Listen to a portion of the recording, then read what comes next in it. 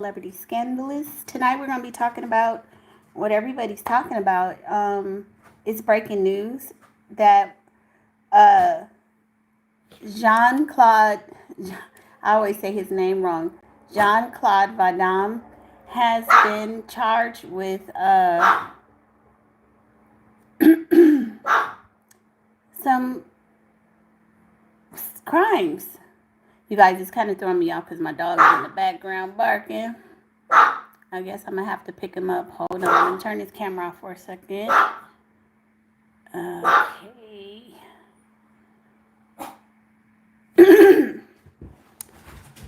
Holly, you do this every single time. Every time. Let's go.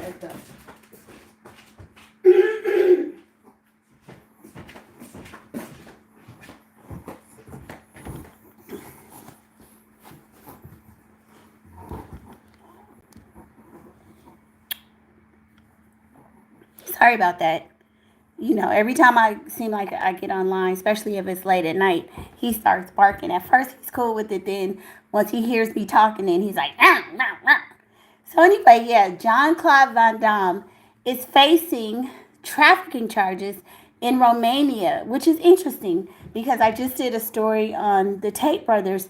Andrew Tate is being sued by Bree Stern, who is alleging that he attacked her and everything, and she has filed charges on him in the state. And so she filed the charges after he went back to Romania, which they were facing charges over there as well. So this is really interesting because this whole Jean-Claude Van Damme trafficking case, they're talking about they were trafficking women, or he was trafficked. He's been charged with trafficking women, multiple women in Romania. So I'm like saying, is there some kind of a, hold on, you guys, 1 second. I apologize. Is there some kind of a X thing in Romania, like where they're trafficking women or something? Is that huge over there? Like, that's really, really weird. But anyway, let me get into this story, and then I'm going to talk a little bit more about Andrew Tate. So let's get the video on. So that is Jean-Claude. I be saying his name wrong. Jean-Claude Van Damme. He is the man, and he's older now too. I remember, like, I was never a big fan of his or anything like that, but it's just crazy that so many of these celebrities are now being accused with this trafficking. It's like, what is really going on? Okay, y'all.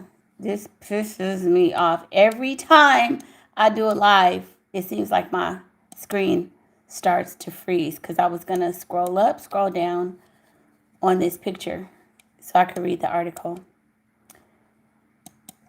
Y'all, I'm starting to feel, I feel like somebody must be hacking my system every time I go live just to give me a problem. I don't know. Why is that an issue? You know what I mean?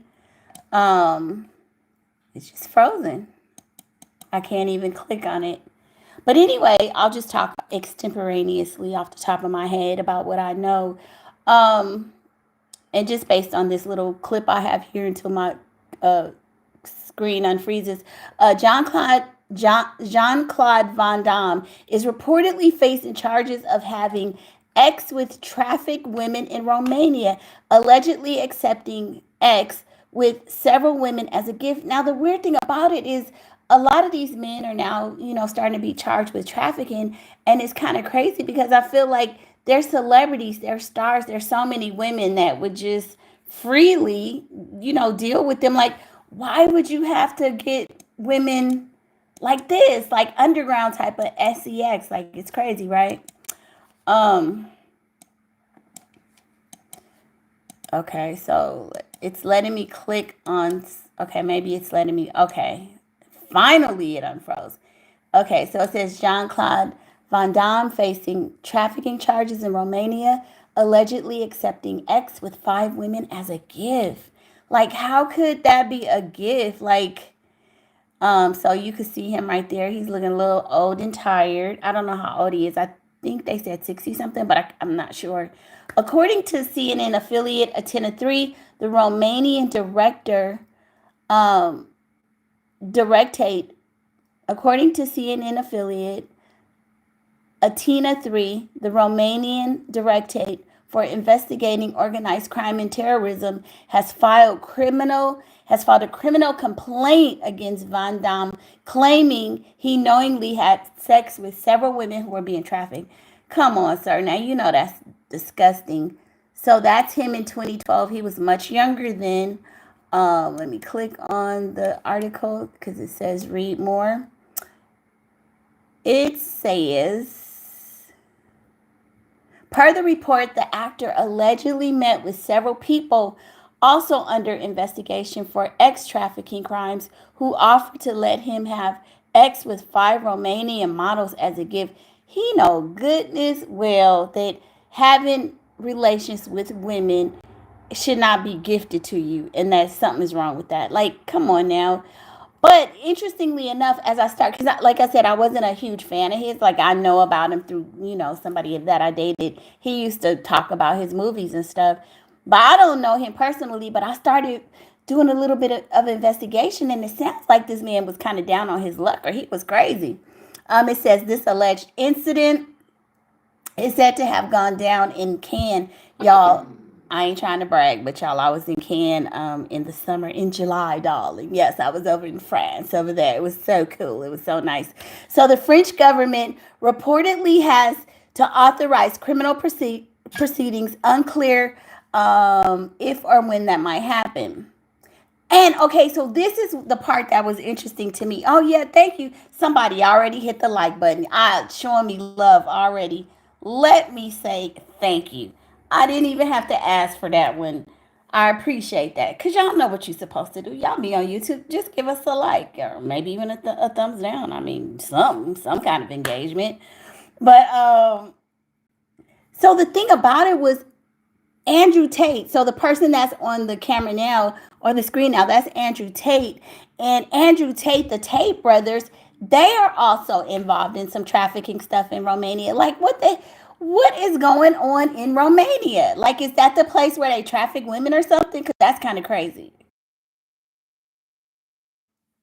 So that's Andrew Tate. And it says that Van Damme, I already say this man's name wrong. Van Damme is the only public figure who has been accused of crimes related to trafficking. That's not true. No, because the Andrew Tate and his brother were headed back to Romania on some charges, or they had to go check back in because they were being, they got some stuff going on with them. So it says, remember, Andrew and Tristan Tate were only recently allowed to leave the country after they were arrested on trafficking charges back in 2012. What is going on with these men trying to get some, like, is it that bad? So this is Andrew Tate. Let me see what it'll play. And I guess this is from 2016, and they're saying this is the last time we saw him. Name's Conrad Harrigan. Okay, we're gonna mute this little we gonna mute the well, that looks like a good movie right there, Mobland. I might check that out. We gonna mute the okay, here we go. So I don't know if you heard about today, there was a huge cyber attack that happened. Twitter was shut down, Airbnb, all these major sites. And cyber warfare is like a big hot button issue. I'm curious, do you think that these cyber attacks can have any effect on the outcome of the election? Election. I would like to talk to you and to give an answer, but then you have to promise Oh, his dog is cute. I have my dog sitting with me now. me that I can talk for like, let's say 2 minutes without being interrupted. Sure, go ahead. Because I love America, and I came Kinda here with rude. nothing, and I became a star because of these people, and I'm very well in America. But America right now has to be treated like a business because you guys have a problem. I'm traveling around the world. I live in Hong Kong. I come to America. I go to Europe. I met Putin face to face a few times. Berlusconi Sir, what does that have to do with you trafficking women? and other people in China. I met Mr. Trump.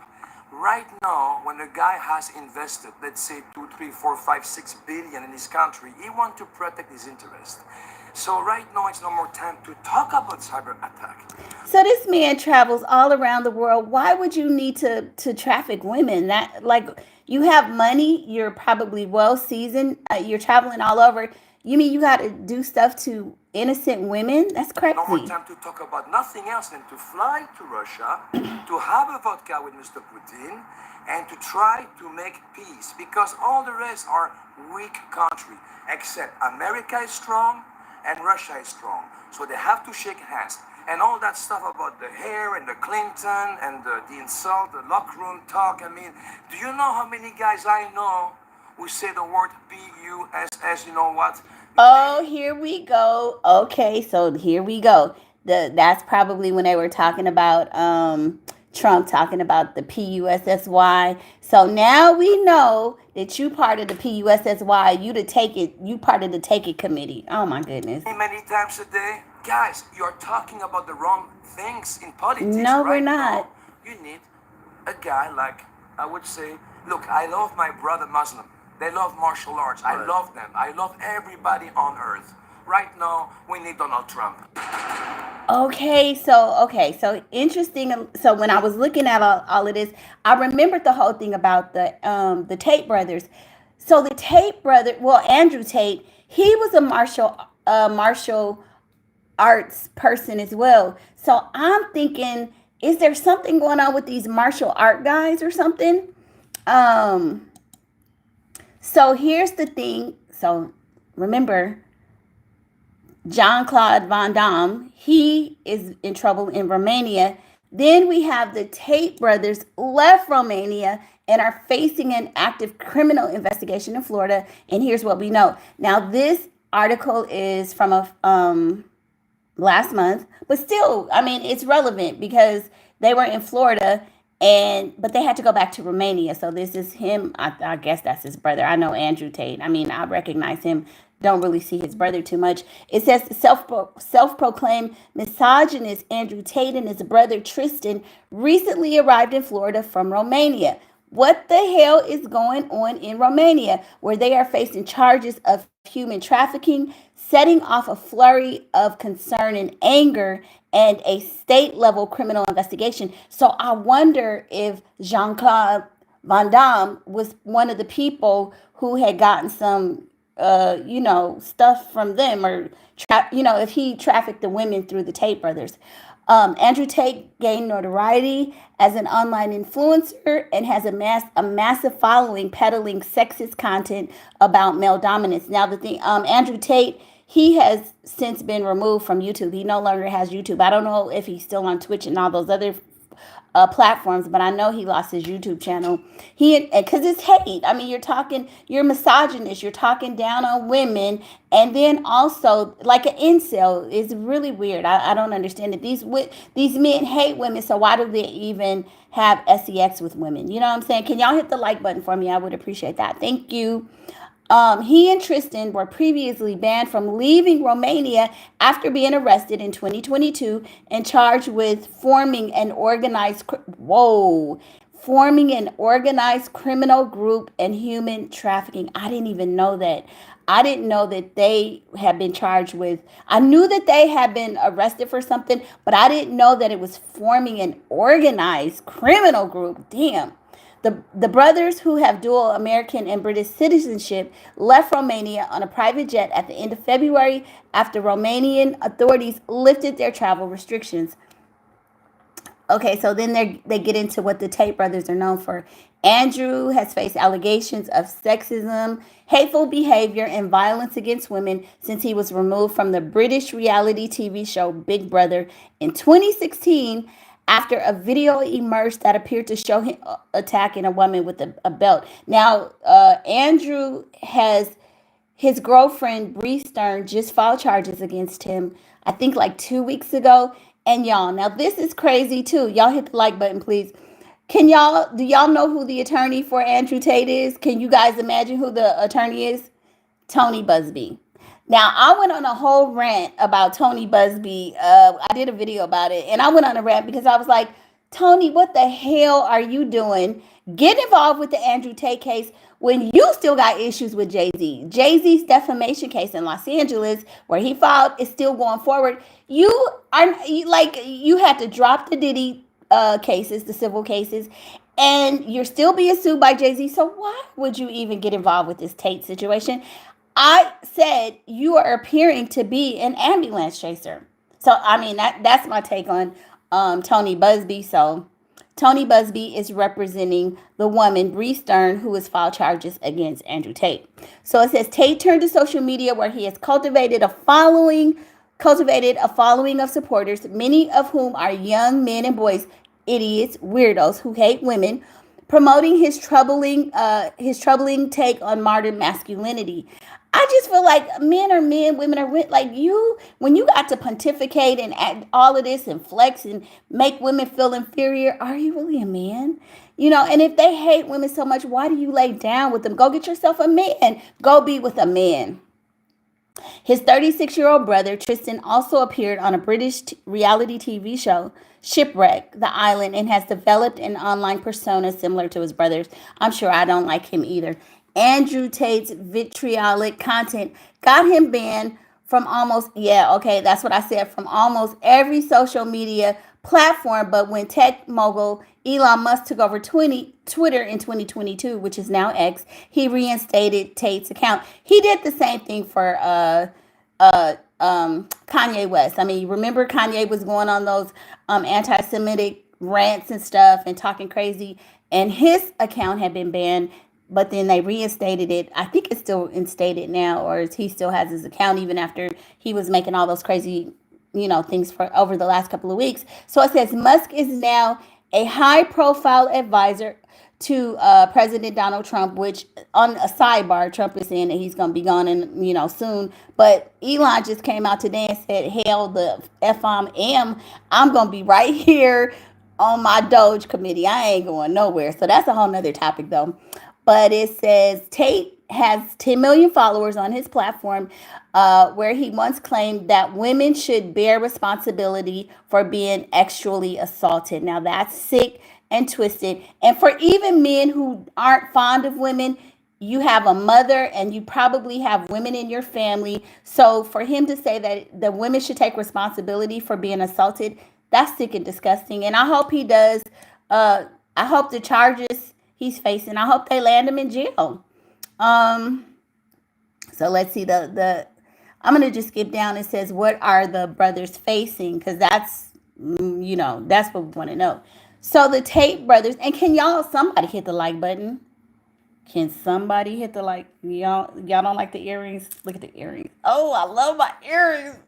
Oh. I got these off of Amazon.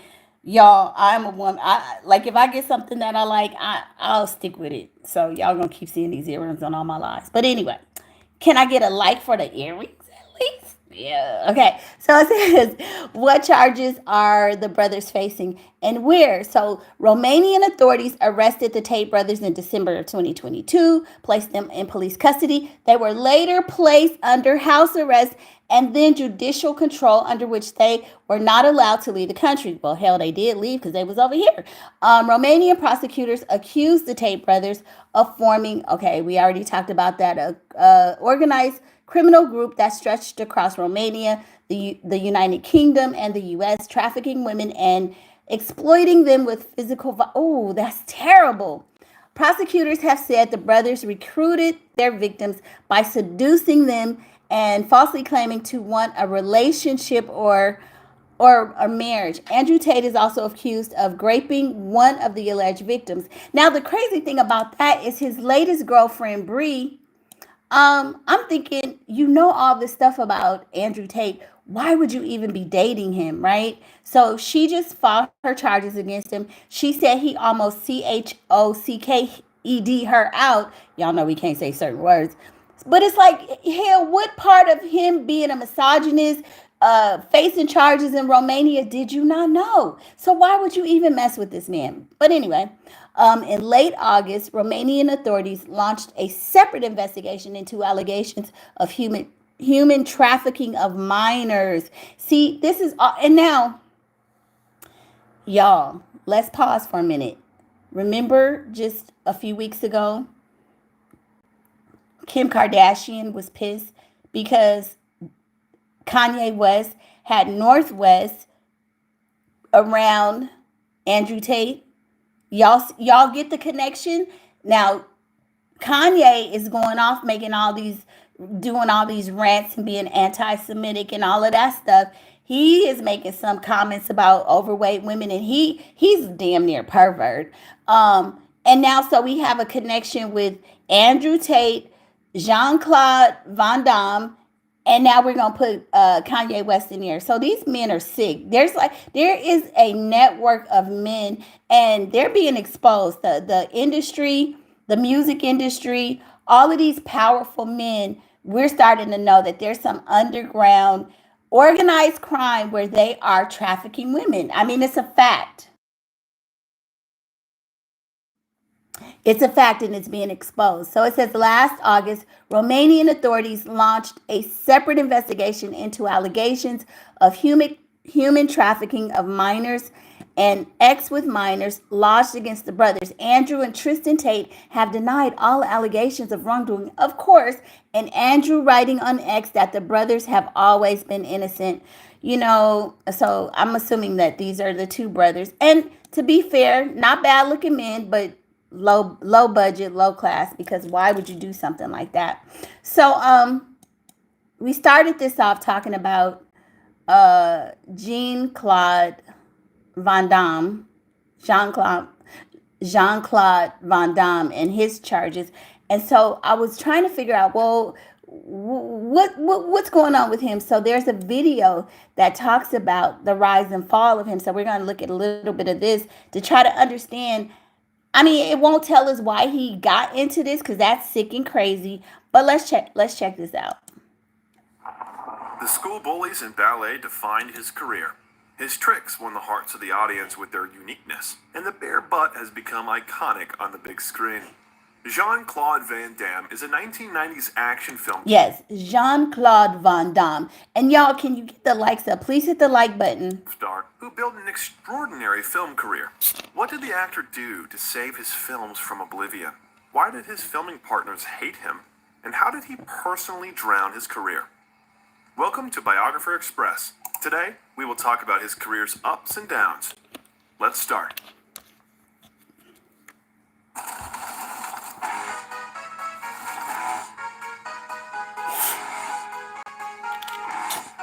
Jean-Claude Camille Francois von Varenberg, better known under the pseudonym Van Damme, is a three-time European champion in karate and kickboxing. He lost only 2 fights out of 55. Sounds impressive. And it all started after 5 years of ballet classes when his father took Jean-Claude to martial arts school. At that time, he was a flimsy kid with big glasses, so the boy was offended by his peers. So, the parents wanted him to be able to protect himself. Much later, thanks to martial arts and ballet stretching, the famous split and roundhouse kick appeared, which became Van Damme's famous tricks. It was rumored that in 1981, the British film star Jacqueline Bisset advised him to come to Hollywood. When the guy arrived overseas, she quickly forgot her promises to help him. America. To be honest, I don't remember any of these movies. None of this is looking familiar to me. Like I said, I wasn't a fan, but it's just interesting, especially the fact that a person with a name as big as his is now being charged with trafficking. It's crazy. Can somebody please hit the like button? I'd appreciate it. However, Thank you. The circumstance did not cool him down. It forced him to make his way to glory along a winding path. After working as a pizza delivery boy, driver, and waiter, Van Damme was lucky to get a job as a bouncer at the Chuck Norris Sports Club. There, he befriended the legendary Oh, I remember Chuck Norris. I remember him. actor and even became his sparring partner. Norris allowed Van Damme to try his hand at a new craft and attached the guy as a stuntman in the film Missing in Action. Directors noted Jean-Claude, and in 1984, he starred in the film Monaco Forever. It was the same inconspicuous role of a karateka as in Missing in Action. However, there was progress since his first film, The Woman Between the Dog and the Wolf, 1979, where he played the role of a viewer in the cinema. The stubborn Belgian continued to try his luck in various film studios. So, in 1987, he was on the set of Predator. Numerous rumors and legends are associated with the film about the fact that Francois never starred in it. According to the first not-so-plausible version, Van Damme was unsuitable in height for acting with Arnold Schwarzenegger. Arnold was too tall to make a 6-foot predator look intimidating against his background. According to another version, which Jesse Ventura insisted on, the Belgian went too far with blows and a scandal erupted. Well, in the third most plausible theory, Van Damme was angry because of the uncomfortable predator costume. In addition, the Scarecrow had a mask that was worn on the head and covered his beautiful face. Oh. The future sex symbol could not bear such a terrible catch. He became angry at all those inconveniences and left the project. The first full-fledged role of Van Damme is the role of karateka Ivan Krasinski in the 1986 film No Retreat. Is anybody recalling any of these movies that Jean-Claude Van Damme was appeared in? Because none of this is looking familiar to me. But can y'all hit the like button? Surrender. An unknown actor was finally noticed, and the role of the main antagonist was most welcome for him. The actors were allowed to improvise on the set, as the script was not finished. And for such an ambitious guy, such a turn was a gift of fate. Jean-Claude did what he did best, bludgeoned everyone. The karate champion did not count the hits, so he overfulfilled the norm. In particular, his partners on the set, Timothy D. Baker and Peter Cunningham, suffered. The reckless Belgian thrashed Cunningham in the ring like a punching bag, and there were always a few dozen extra punches for Baker. Later, Baker sued Van Damme for violent behavior, claiming that he continued to beat him despite the director's screams. I think my leg is broken. By that time, the Belgian was already responsible in court for injuring Jackson Pinckney on the set of Cyborg. During the No Retreat, No Surrender filming, the Belgian worked practically for food. Someone constantly pushed his car so they could start and go. The film did not win much enthusiasm, but it paid off at the box office. I don't remember this. And the aggressive karateka had a chance to another legendary film, Bloodsport, from which his ascent to Hollywood Olympus began. Francois got into the film Bloodsport thanks to his persistence, the siege of the Cannon studio, and his acquaintance with producer Menahem Golan. The problematic scenario, which was gathering dust at the studio, was just... Now you guys know we have to kind of pause it a little bit so we don't get the copyright strike. So I'm just going to stop every now and then. But yeah, can y'all keep getting the likes up? I appreciate it. Thanks. Started to be corrected for the Belgian. The low budget of $1.5 million did not bode well. The test team didn't rate the film. It would have been buried in the studio's archives forever, but the actor could save the situation. How? More about that later. In the meantime, write in the comments your favorite Jean-Claude film. I don't remember any. I don't. Meanwhile, Van Damme continued his bad boy role with his next film, Black Eagle. As in previous projects, he did not give up the practice of beating his film partners. Oh. He infuriated the actor Sho Kosugi with his precise blows to all body parts, after which Kosugi responded in kind. As a result, the actors had to be pulled apart in different directions. In addition, the obstinate Belgian Now that's crazy because I always thought in these karate films that it was fake. I didn't know that they would actually make contact, but interesting. considered it's beneath his dignity to die at the hands of the hero Kosugi, as was written in the original version. For some reason, the scriptwriters considered his claims legitimate and let the hero die under the boat propeller. Oh. A frankly weak third-rate fighter was dragging the ambitious Francois to the bottom. There, Van Damme remembered Bloodsport and saw the potential in a forgotten film, but it needed some editing. The future star convinced the studio to rely on his editorial vision and skills. Oddly enough, Van Damme managed to make it in an acceptable way that satisfied the film bosses. Finally, in 1988, the film was carefully released to the screens, first in Malaysia, then France, and then the USA. With a budget of $1 million, the film paid off 30 times, and the first rays of glory shone for Van Damme. As for the Black Eagle, fortunately for our hero, he never made it to the big screens. The boom in martial arts swept worldwide, and all the teenagers began to rave about Van Damme's tricks, his signature split, and roundhouse kick. After the success of Bloodsport, Van Damme was offered the lead role in the cyberpunk Cyborg by Cannon. The studio initially intended to release... Again, I'm sorry, but does anybody remember any of these films? Was anybody a big karate fan? I took karate growing up, but I don't remember none of this stuff here. Two superhero-themed projects, a sequel to the 1987 film Masters of the Universe and a Spider-Man film. They spent $2 million on costumes and sets, and then Cannon had financial problems, as a result of which it was decided to combine these two projects into one to recoup the money spent.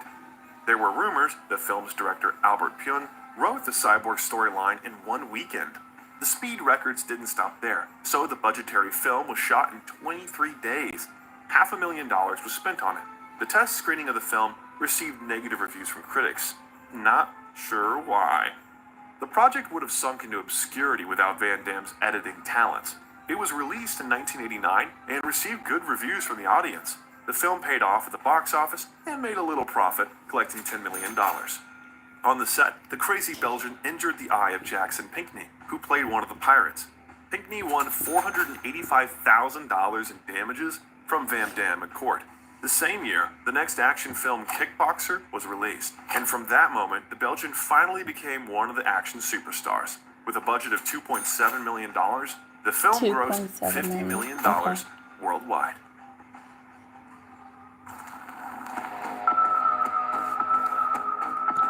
Okay, so now I guess we're getting into the part where he starts to become the big star. Jean-Claude was increasingly gaining popularity among the spectators, and cinemas were filled with fans of his graceful strikes. The actor continued to act tirelessly, and the Cannon studio which gave him a start, meanwhile, was in agony. Maybe that's why The Death Warrant, released in 1990, remained not noticed. But it was far from the worst Cannon project of those years. Ironically, while films with Van Damme brought commercial success to the studio, movies with the participation of such a master as Sylvester Stallone failed. The studio suffered huge losses. Let's go back to Death Warrant. As Van Damme himself boasted, he stole the role from Steven Seagal. In the future, perhaps it was the reason for quarrels between the actors. Moreover, the biting words they told each other at any meeting often led to fights. Meanwhile, Cannon's deplorable conditions led to bankruptcy. Everything of Cannon passed into the possession of Metro-Goldwyn-Mayer. But the Death Warrant was forgotten. Van Damme was used to it. The Belgian, bound by a contract with Imperial Entertainment, participated in the shooting of Lionheart. Along with screenwriter Sheldon Lettich, who also directed it, Van Damme himself took part in writing the script. Also, during the filming, he gave some interesting ideas. For example, the memorable bare ass scene where the towel slips off carelessly was suggested by Jean-Claude. The idea of a kilt and a white cat for one of the characters was also his work. Sheldon Lettich thought Lionheart was remarkable for Van Damme. He noted that he gave Jean-Claude a lot of dialogue, although no one had previously believed in his acting abilities. Everyone believed he was just a mountain of muscles, incapable of dramaturgy. In Lionheart, in addition to simple fights, the audience finally saw the main character, a noble defender of a weak woman and child, and not just a machine for delivering twisted blows in the split. The film became very successful commercially. With a budget of $6 million, it grossed $24 million. So, Van Damme gained super popularity and love among the audience. You guys are pretty much like me because I am not feeling this history. I thought it was going to talk more about the rise and fall of, not go through all of his catalog, but once I'm invested in something, I got to see it through. Melting their hearts and delighting the eye with an ideal body part. In the wake of his success, the forgotten Death Warrant was pulled out of oblivion and without any advertising was spread around the cinemas. The name Van Damme on the posters has done its job. The film was commercially successful. With a budget of $6 million, the film grossed more than $16 million. The main character climbed even higher on the ladder of popularity. A year later, in 1991, the most successful I thought this is supposed to be about his life Double Impact was and the released downfall and of legally John became Von The film played Damme. a hugely positive impact on Van Damme's reputation. Van The Damme. actor himself said, "If I stay in martial arts films, people will get tired of my movies." In that project, he proved that he was not an ordinary machine for fights, but an actor who knew how to play diverse characters. It is worth remembering that in the late 80s, Van Damme tried to enlist the support of director Albert Pyun in the film adaptation of the idea of two separated twins. Then, Pyun turned out to be short-sighted and did not believe in Jean-Claude's acting skills. The director even advised him to put the strange idea out of his head. Instead, the actor threw Pyun out of his life, so they never met again. Oof. Oof. In the end, Van Damme realized the idea, but with the help of other filmmakers. He wrote the script with Lettich, who we already know. Alexander Dumas's The Corsican Brothers inspired them. As expected, Van Damme's non-trivial plot and charisma brought success. In the US, Double Impact raised $30 million and $70 million worldwide with a $15 million budget. In general, the beginning of the 90s was marked by Y'all, this is insufferable, but I'm trying to get through it. the beginning of Van Damme's fame. His star burned so brightly that it incinerated the Belgian himself. He indulged in all the joys of life, including those harmful to health, such as drugs and alcohol. Oh. The wild life did not affect his growing fees in any way.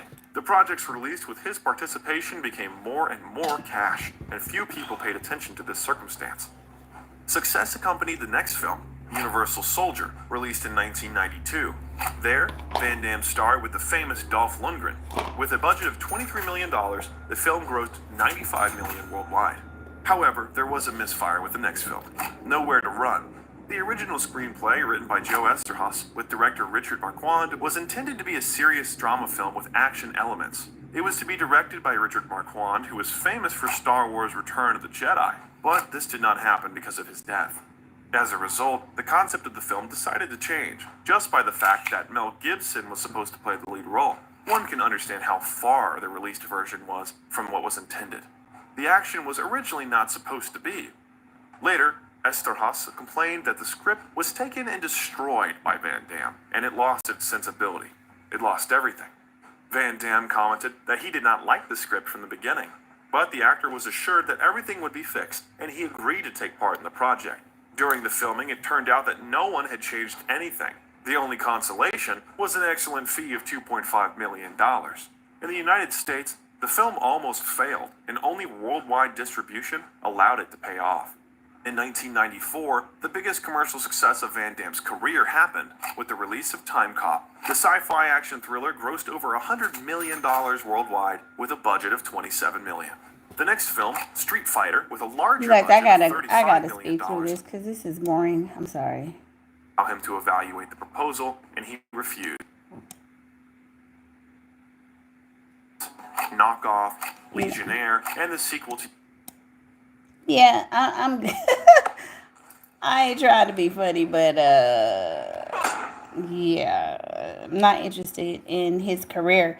Was more interested in kind of what caused him to be caught up in the scandal, right? So there's another video that I found, and there's some notes that I found interesting. So let me go through the notes where it talks about earlier. I was saying that there was a connection with the Tate brothers and excuse me, and Jean-Claude Van Damme. So I saw some old stuff on X, and it says, Andrew Tate on X, I was having a cigar with Steven Seagal. And check this out, you guys. This was crazy, too. It says, I was having a cigar with Steven Seagal last week, and he told me Van Damme was a sellout, C-U-C-K-B-I-T-C-H, who sucked off half of Hollywood. And I was like, what does that mean? I mean, that's crazy. So I don't know if like Jean-Claude has some kind of a reputation, even in Hollywood circles, of being freaky, or, I mean, Andrew Tate. If Andrew Tate is saying somebody sucked off half of Hollywood, that would let you know that they must be pretty out there, in my opinion. So I saw that, and then, so I was just looking at these comments, and of course, these are kind of recent, but, you know, this is just talking about he was accused of having the, you know, relations and stuff, and this is a story, and see, I think the thing is that there is some connection, this whole Romania piece, I'm trying to put that together. I haven't found it yet, but it sounds like there's some kind of a ring in Romania. I mean, trafficking is all over. But it says, Andrew Tate's girlfriend, Bree Stern, claims he attacked her during that and files a police report. One of Andrew Tate's girlfriends says he nearly her unconscious during a violent encounter 2 weeks ago, prompting her to report the alleged incident to police. TMZ has learned Bree Stern filed a assault report, and she claims Andrew attacked her on March 11th while staying at the Beverly Hills Hotel, according to sources with direct knowledge. She told police that Tate began, her while they were having relations, but it got too rough, and although she begged him to stop, he kept going. Bree says the more she struggled, the more violent he got. That was turning him on. She felt everything getting fuzzy, like she was fading into unconsciousness. This is terrible. These men are sick and perverted. Bree says the violence only stopped when Tate was done having relations, and once he fell asleep, she went to the bathroom, which she was smart. She took pictures of her injuries. TMZ got copies of the pictures with the bruising on her face, and she went to an emergency room. Again, very smart, because sometimes these women, like years later, want to claim something happened, but they have no proof. So she went to an emergency room where she'd flown for work a couple days later, and documents show she was diagnosed with post-concussive. And we talked about this before. So she was able to show proof that she sustained some injuries. So it says Andrew and his brother Tristan returned to Romania. Again, what is this Romania connection with like Jean-Claude Van Damme last week for a court date in their organized crime case? And we're told it wasn't until Andrew left the country that Bree felt safe enough to go to the police report. And these are some text messages that she shared, they were really disturbing. And these are messages between Bree and Andrew, y'all. Now listen to this.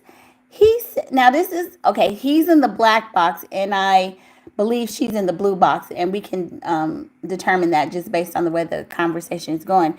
He says, because I want to beat the uck out of you, you will give me a child this year, B. Huh, sir? That's the end of the conversation. We never need to talk again. She goes, why do you want to beat me? It's 12:30 a.m. I'm in the room.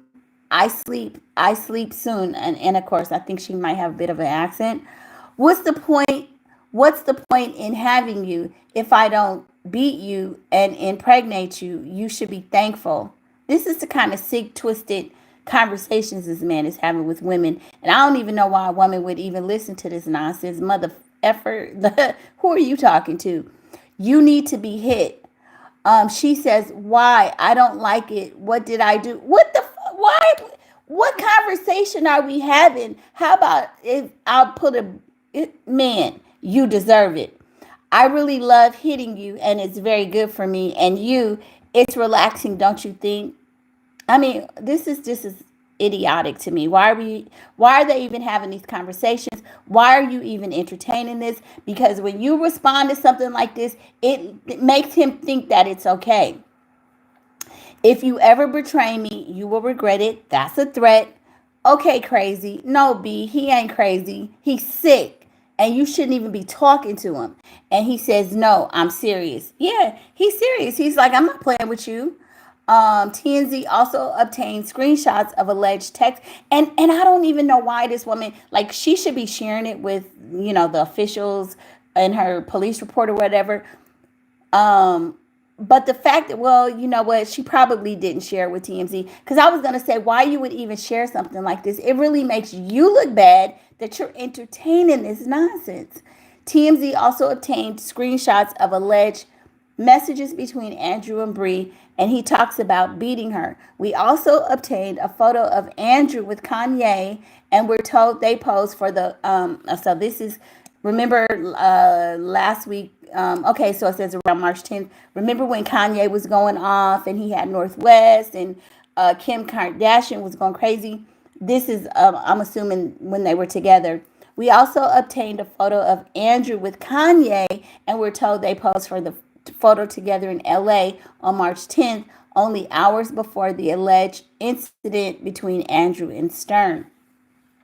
Now, Kanye allegedly had Northwest around this man who has been accused of trafficking and having relations with minors. Kanye, are you crazy? Andrew took the photo with Kanye the same night Kim Kardashian yanked North out of Kanye's recording studio after Ye invited the Tate brothers to join them.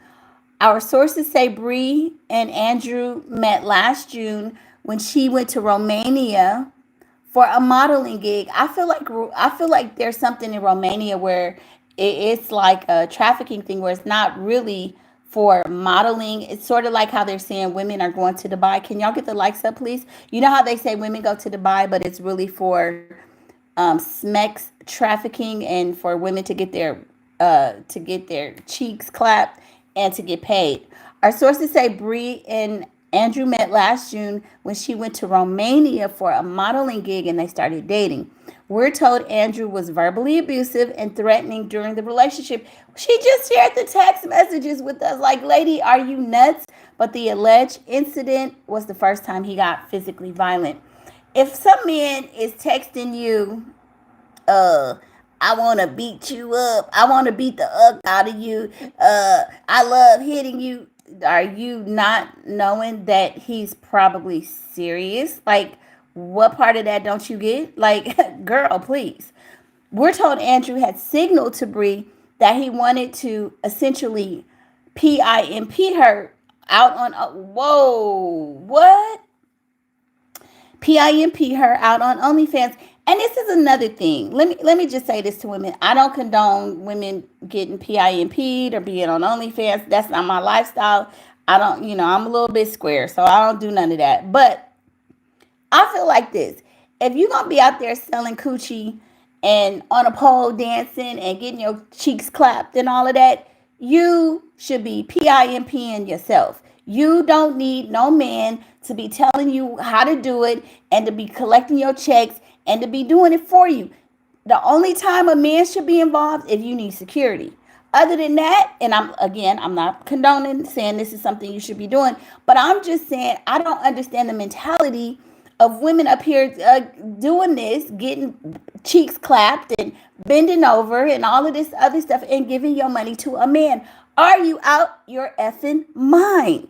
Never, ever. No, you don't do that. If you got to be laying down with men you can't stand, whose breath stink, overweight and funky and all that, girl, keep the money for yourself. And since the alleged incident, she's blocked him on all social media and messaging platforms. It's about time. As you know, Andrew and Tristan were arrested back in 2022 for allegedly creating a criminal organization in Romania, and Andrew's been charged with rape in that country.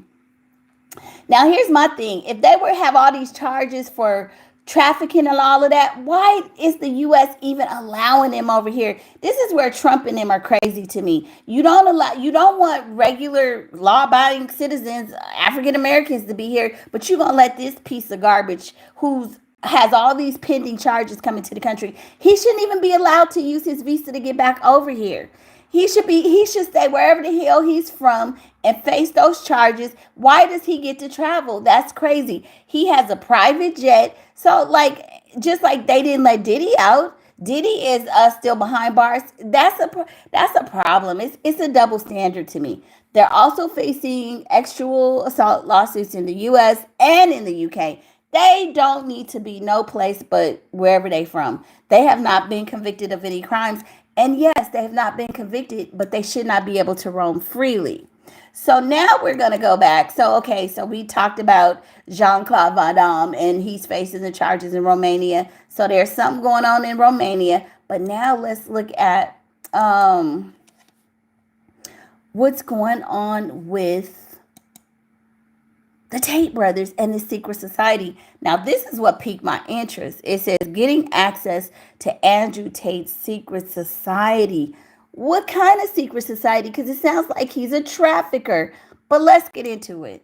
There's not a single female complainant? Have you seen one? Tell me. In this episode, we hear from the team who spent time with Andrew Tate, the former kickboxer turned online personality whose extreme misogynist videos have helped make him one of the most viral men in the world. Vice's Matt Shea and Jamie Tossin spent time with Tate and got rare access to his inner circle.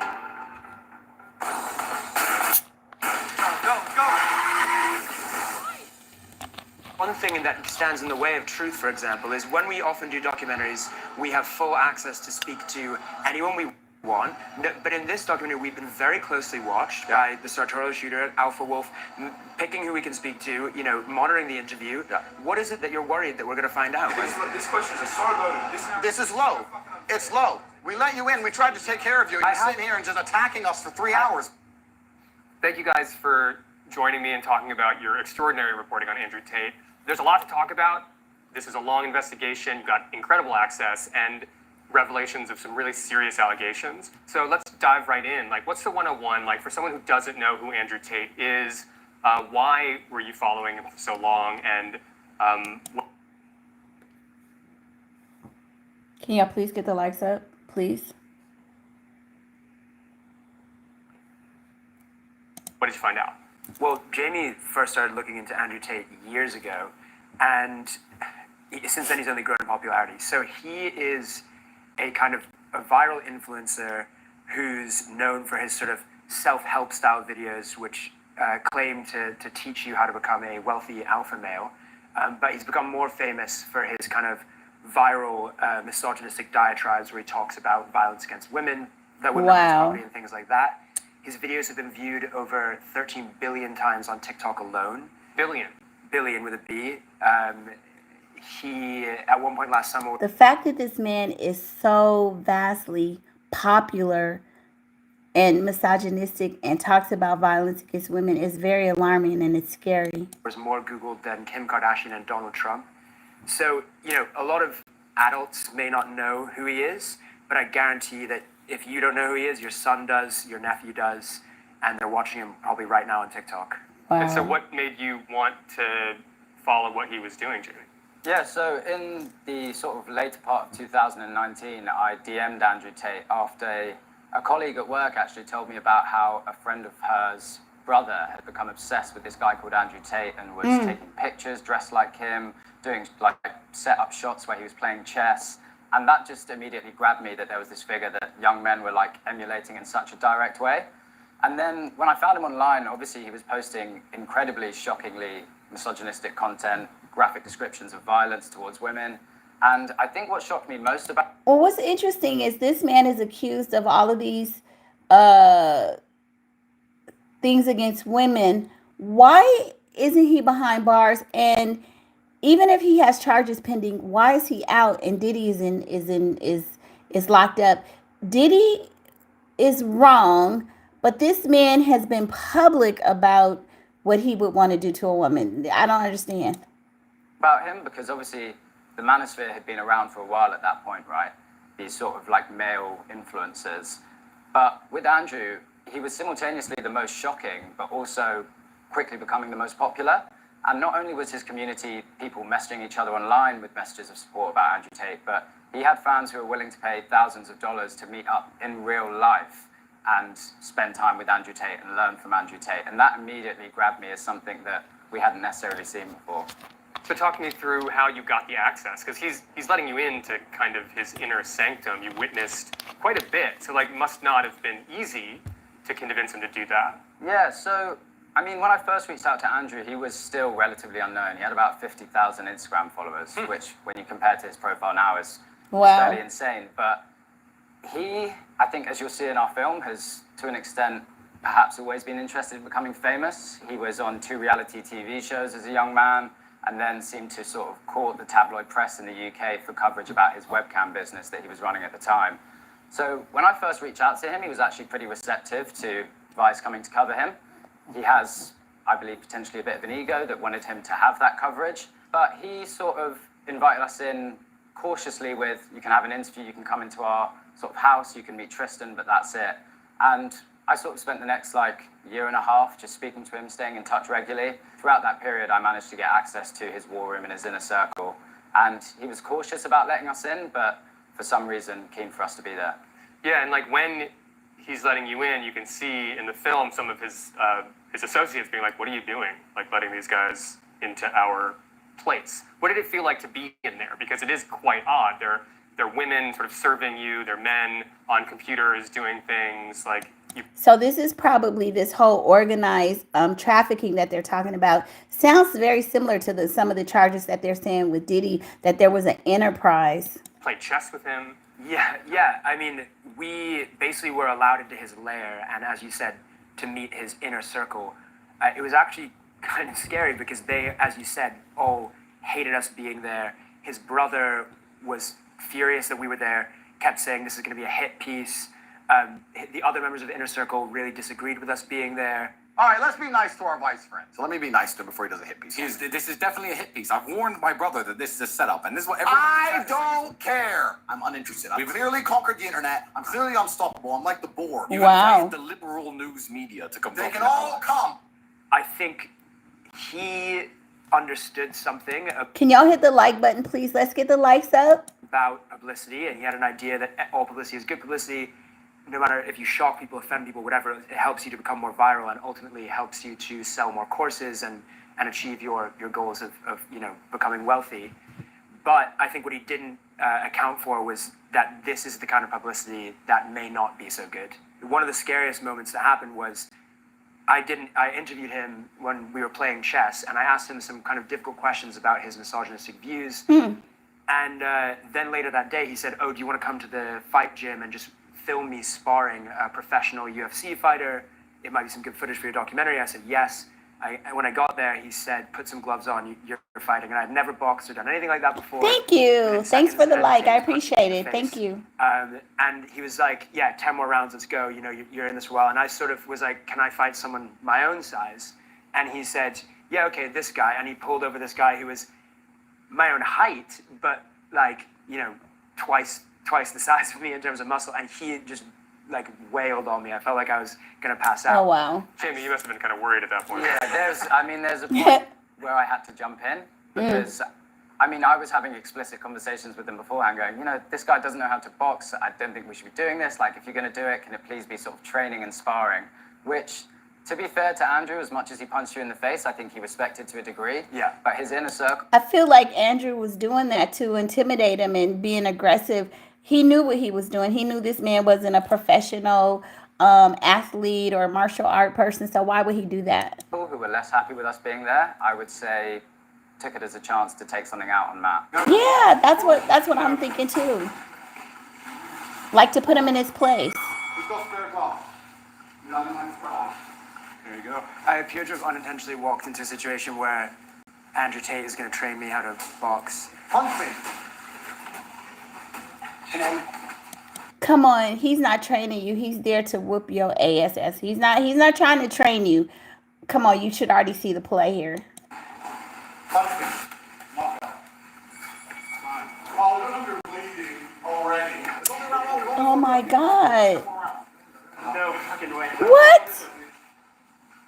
Oh my God, Well, this from, like, a guy's journalistic point of crazy. view, when you're in these kind of high pressure, high access scenarios, sometimes Did you see that? Like, he's professional. He's a martial artist. And then he makes this man bleed and say, "Don't be a PUSSY." What? This man is narcissistic. He's evil.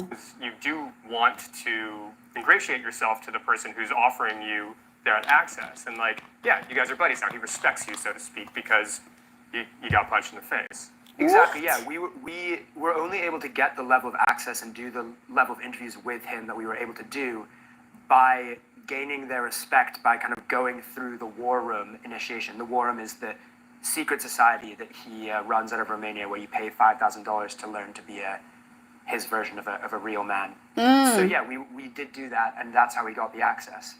You see Tate kind of Now, one thing that I remember about him, real men are in shape and they're not overweight. He kind of has the same mentality. Well, actually, Kevin Samuels, I think, allegedly kind of modeled his stupidity behind this guy. I'm sorry for saying that. get happy to see that you're, getting in with into the octagon itself to like actually fight. And at times I was nervous for you, right, as I'm watching it, because I know that you can get seriously injured doing this kind of stuff. And then at other times I thought to myself, like, how else are you going to do this? Are you going to say, no, I don't want to fight? Like, it was you're on the ride. You were on the Andrew Tate ride when you were in there. And it was just wild to watch. Yeah. Can you imagine going to an academy to learn how to be a man, to like try to model yourself after somebody else? I mean, like, what type of person do you have to be to pay? Like, if you want to be successful, yeah, you want strategies and business, but to try to be like a particular man, somebody telling you, oh, you gotta be this size, you gotta be like this, that's crazy. Absolutely. Did it hurt? And how much did it cost? Yeah, I mean, I kind of cracked my rib. I was like, couldn't really walk properly for a bit afterwards. Oh, And I no. lasted like kind of longer than I thought. Then after a while, he was like punching me and kicking me, and I was like, oh, I'd quite like this to stop. So I sort of kind of pretended to tackle him, but really. Can y'all imagine how he does women? Because he was saying in that text message, I want to beat, I want to do this and that. So this is exactly what he was doing to this guy. He gets off on inflicting pain on people. This man needs a therapist. He just went in and sort of like hugged him and was like, and then he just threw me on the ground, sat on me and started punching me in the face. And that was the end. In a sense, it is a little funny, but it's really serious. I mean, in the fights that you saw, like someone got sent to the hospital, and it kind of demonstrates how much people are willing to like go to the line for this guy's approval or to like buy into his concept of manliness, which is like you got to fight each other. That's like it's very retrograde, obviously, but it's very visceral and it's very dangerous on that very specific level. What was it like to see these people who paid $5,000 to be in this kind of like training program go at it? I mean, for me, it was really quite shocking because it shows you the level to which, like you said, they're so desperate to win his approval. Right. These are people that often hadn't had any fighting experience before. Many of them, some were in good shape, some weren't. Everyone had to go through a medical test before the fights. They were all fit to fight, but they definitely weren't prepared to fight a professional MMA fighter, right? And you would assume that sort of any reasonable-minded person who's given the chance of fighting a professional MMA fighter in 2 days' notice would say no and not necessarily feel ashamed about their manlyhood in doing so. But some people did say no, and like that was part of the process too, right? Like kind of shaming those who didn't rise up to the Spartan challenge, so to speak. Yeah, I think that was like a really interesting part in that roughly 2/3 of the men there that were asked to fight said no, and those 2/3 were sort of subject to a period of shaming. So that's like hazing. That's like that little guy Caleb Wilson that just died with the Alpha Psi. I forget the org, but this is hazing. They would be forced to sit facing a wall and write down for all the ways in which they failed to make this decision. What grown men, like these men who are paying money and being treated like this, and then y'all got the nerves to come and talk down to women and act like we're the inferior species? You must be out your damn mind. Fight, how it's going to affect their life, why they should be more open to opportunities going forward. And they would also have one-on-one sessions with various people in Andrew Tate's inner network that obviously we weren't allowed to be privy to, but you would assume was a sort of continuation of that shaming process that they were told they were being put through. Your self-esteem had to be way to the ground to be subjected to this, a man or a woman. Kind of breaking people down. And I think that is sort of a distillation of the insecurity that a lot of men feel that he's prying open and, in my opinion, kind of exploiting. So he presents all these men with a choice. You know, in a few days, you've been paired up with a professional MMA fighter. You can either say yes or no, right? And you need to make your decision. You can back out at any time, but you've got to make that decision, right? And then all of a sudden, you're confronted with all those questions that, as men, we feel all the time, like, oh, like, am I not tough enough? If I'm not tough enough to do this, why? Am I pathetic? You know, the word pussy gets thrown around a lot. Wow. All the things that, you know, we've probably spent our lives feeling insecure about are heightened at that moment. And in that pressure cooker of male insecurity, there's only one person who has all the answers, and that's Andrew Tate. He set himself up as the guy who holds the key to you becoming an alpha. Like a little demigod. You know, vanquishing that insecurity and becoming a real man. And so that you can see why a lot of men sort of, that appeals to them. Andrew Tate has obviously said a lot of kind of controversial things online. Yeah. What do you think about that? A lot of things are very controversial, but I think the bottom of his message is a very, very positive one. Because if I'm not tough on myself, nobody else will be. Nobody really cares about me if I don't care about me, right? That's what I learned from Andrew Tate. You know, when you get to meet someone who's as, I guess, like popular, cultish as a leader, sometimes you get some insight into like what their career. Yes, totally sounding like a cult. Like I didn't even know men like went through these kind of rituals like this. Now, to be fair, I didn't see a lot of black men though. I ain't gonna lie. Comes from, like how it actually happens. Like in meeting him and spending so much time with him, like did you get a sense of like where does it come from? Like how is he so charismatic? Oh, Why is he wow. able to appeal to so many people? Like what would you say is like secret sauce is? I think that it's no secret that men have, since time immemorial, felt insecure about their own masculinity and have been jealous of other men who appear to be wealthier, appear to be more attractive to women, appear to be stronger and more able to fight. He basically exacerbates that dilemma and presents himself as this kind of almost caricature of stereotypical masculinity. So as a man, I can understand why, if you're feeling insecure, you might want his approval, especially as a young man, a young adolescent boy who's, you know, one of the main target audiences that he appeals to. Of course, it's important to remember that this is a man who's currently in jail under investigation for rape and human trafficking, and who, through our own reporting, we've spoken to women who say that he has either raped or abused them. So, you know, it's certainly... So again, I posed the question, Diddy is still behind bars, has not been accused of anything. Why is Andrew Tate allowed to country hop from here to there on his private jet? Shouldn't he be locked up like an animal? I mean, it goes without saying, he's obviously not the kind of man that you'd think you should want to win the approval of, and yet still, to this day, many people do. When you wrap it up like that, it is sort of like there's a very dark side to this, and you found much of it through your own reporting. Can you talk about what you found, who you talked to? Because I mean, these are very serious allegations of sexual assault. You were able to obtain material that maybe corroborated that allegedly. So talk to me about what you found, because like it's not only that people get sent to the hospital because they get, you know, hit so badly in his cult, so to speak, alleged cult, but that his actual personal actions themselves, both on a micro level and maybe on a macro level, allegedly, potentially, are extremely damaging. Yeah, so we spoke to a number of women in our film and in our reporting around the film, mainly based in the UK. And I think what we focused on in our film was the fact that Andrew, despite his constant claims that no women have ever come forward with complaints about him, no women are ever complaining, he's never been accused of a crime in his life, this was something he would regularly say until his recent arrest. We spoke to 3 women who did go to the police in the UK with allegations of rape or physical assault between 2013 and 2015. And as you said, one of those sources had voice notes, text messages that... I want to read what it says, because remember we read the other messages, which were pretty weird. Okay, it says, what do you get from hating me? Because I'm a terrible person. Mr. Effin' Nice, yeah.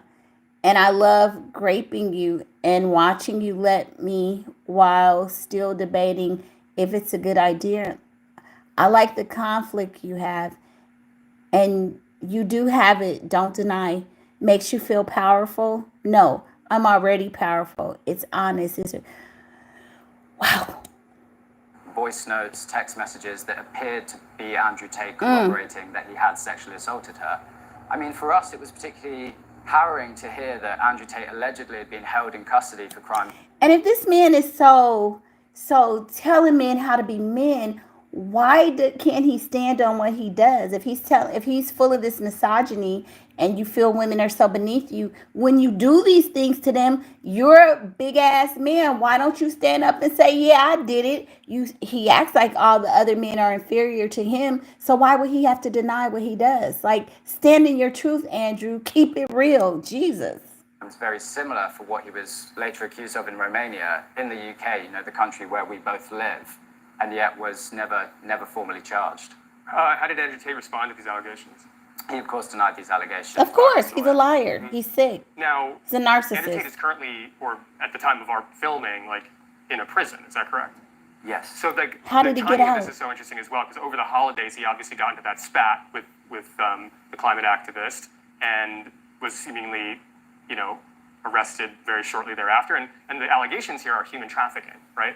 Which is like even like it's crazy and it's insane and it's extremely damaging. So like when you were in his compound, did you get the sense that like something weird might be happening here? Again, this is like a spidey sense kind of question, but like it was honestly more than a spidey sense. It was he had a course on his website called the PhD, or the Pimping Hose degree, which instructed men on how to. Now the PHP, all of that's been in black people. Men have been saying that for years. That's an old school pimp. So that's nothing new, Andrew. You didn't invent that, so don't even act like it. Shall we say, convince women to work for you in the pornographic industry. We directly asked him when we were there. I said, "Have you heard of the term lover boy before?" And he immediately said, "The lover boy method." So he knew what that was, which is when you kind of lure women in with the promise of a romantic relationship or a flashy lifestyle, and then end up making money from them exploitatively in a sex-adjacent industry, such as webcam modeling, which is what the business he ran. That loverboy method is now a key part of the investigation by the Romanian police. Have you heard the term loverboy before? The loverboy method? Yeah, romantically involving yourself with a woman and then making money off of her in some sort of sex-adjacent industry. Firstly, I would call the webcam industry far closer to psychology than sex. The webcam industry has prevented more male suicide than any group of therapists, any action group, any charity ever would, right? Is that true? How can you measure that? Well, it's not about measuring, it's about my personal experience. One of the concerns that people have about that first, method is that let me correct you, because I'm a professional. Is that it's similar to, or people might consider that a form of grooming. Okay, so I'm a professional, so I have to change what you just said. I have to at least challenge you on it. Nobody's concerned by anything that happened 10 years ago when a bunch of girls got rich. There's not a single female complaining. Do you think there's not a single female complaining? Have you seen one? Tell me. Yeah, Cassie. We Cassie. asked about that well before he was arrested, and most people don't realize that, months before he was arrested, recently, his compound was raided by the Romanian police as part of that investigation. So the signs were there that something could be happening. When we were... So you guys, I'm just going to make a leap here, and I'm going to say that since Andrew Tate is back in Romania and he has to go check in, and he's still under this whole sphere of investigation, that Jean-Claude Van Damme, that he is connected. I believe that there's some connection there, and maybe names are coming out. That's what I'm thinking. Touring around his house, he was saying, "Can't take you there, that's classified. Don't go in there, that's classified. If you try and go in there, my security guard will put a gun in your face." There were lots of signs. I mean, it's almost kind of incredible that no investigation, that this didn't happen sooner, given all that. Yeah, I think just to add to that, like the term hiding in plain sight in terms of his content has never been more relevant, right? This is a man who, as you'll see in the archive, his own material that appears in our film, he's explicitly spoken about exploiting women, holding women against their will, getting women to work for him in the webcam business. These are all things he's said publicly on YouTube. So, I mean, personally, like Andrew Tate got a lot of coverage in the last year, and there were quite a lot of journalists from other publications who would go out there, interview him, and seemingly make no attempts to verify his claims. And I think that was something we found really, really frustrating. How much, because he did become such a viral individual, right? I feel like a lot of journalists maybe flocked to him to sort of feed off that virality, but they weren't willing to actually do the investigations to see, is there something more sinister behind the scenes here? Yeah, and there's no excuse for that, because the information was out there. You could see his page where he is pimping hosiery online.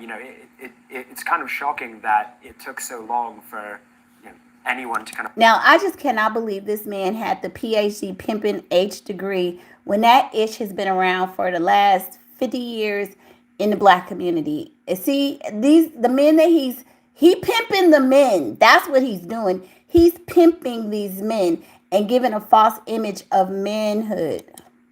Kind of call him up on these things.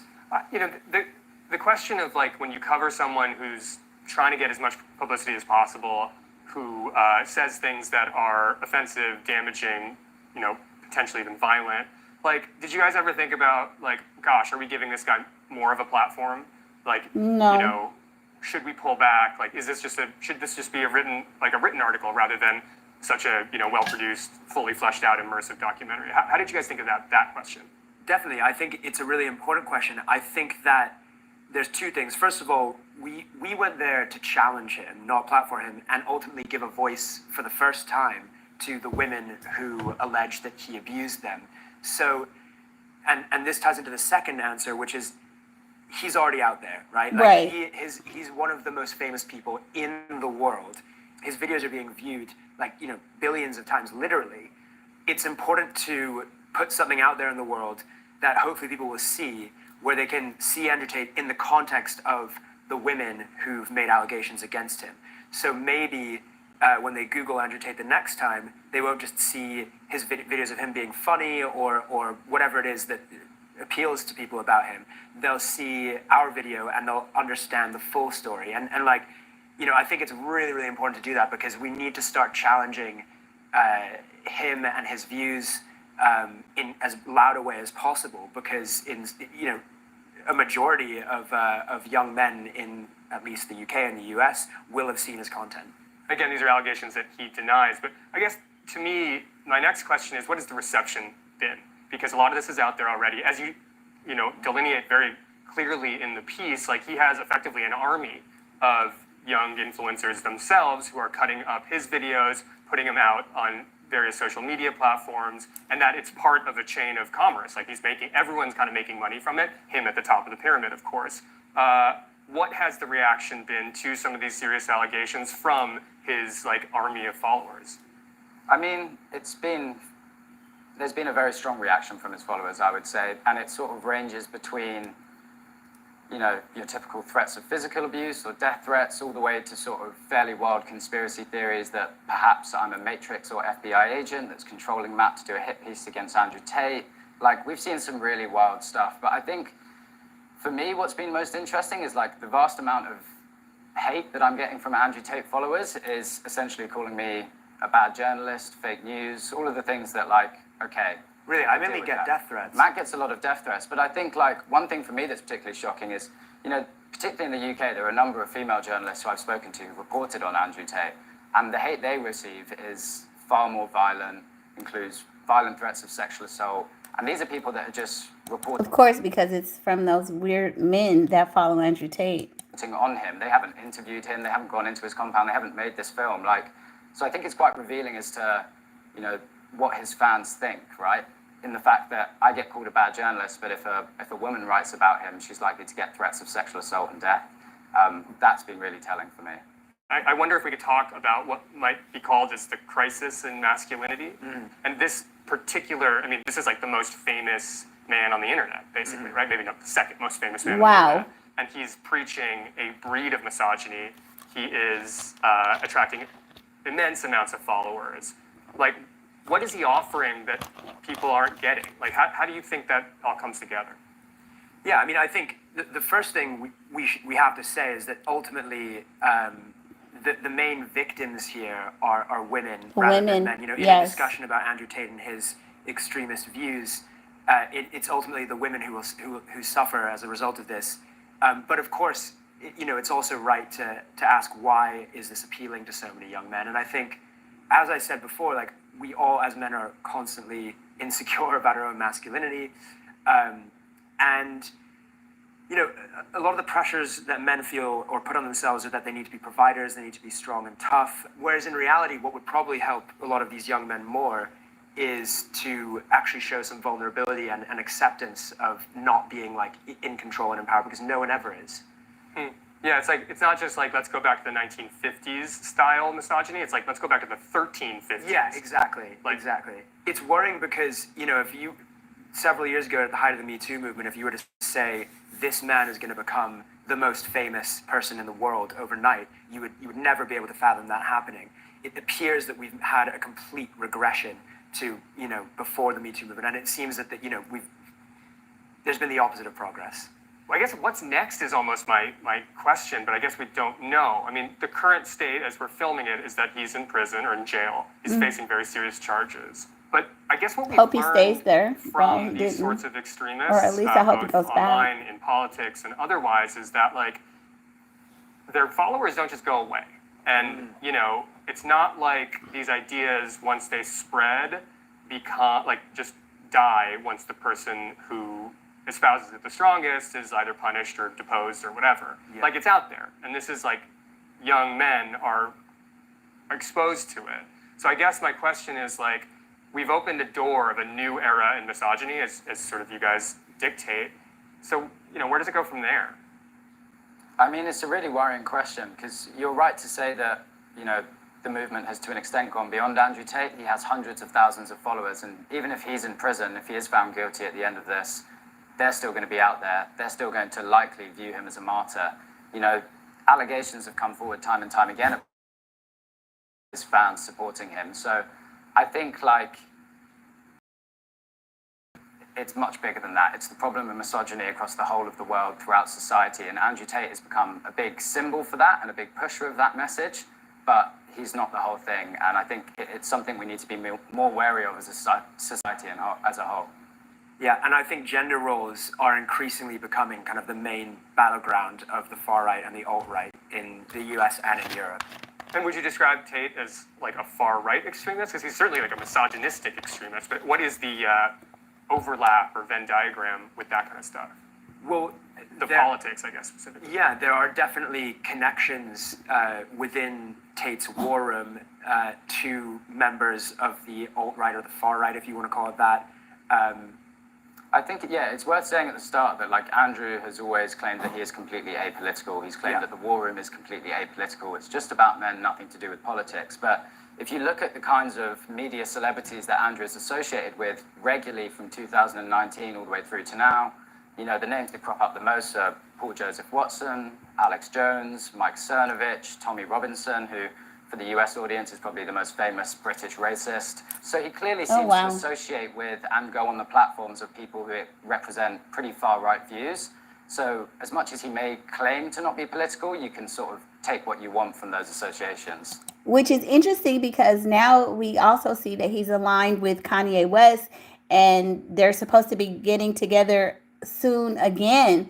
So that's interesting that Kanye would align himself with somebody who's so misogynistic. I think they've labeled him as a racist as well. Well, thank you guys for all of this reporting. Thank you for putting yourself in a position to get punched in the face. Yeah, no, I feel like everyone wants to see a vice journalist get punched in the face. So you're welcome. And I look forward to seeing what's next. Thank you. Thank you. That was interesting.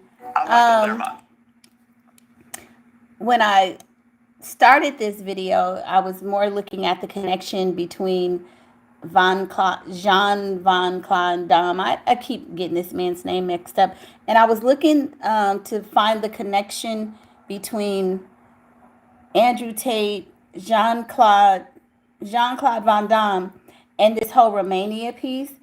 And the only link that I can see is that there seems to be some kind of a trafficking ring in Romania.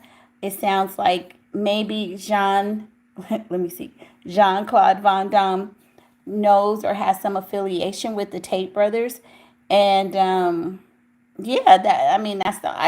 really don't understand this whole Romanian piece. But this was interesting I didn't realize that Andrew Tate was so vile. I'd heard things about him before, but watching this video really gave me a deeper, it was more of a deep dive into his views. So that was interesting. But anyway, thank you guys who came and hit that like button tonight, and I'll see you on the next video. Y'all have a good one. Peace out. Bye.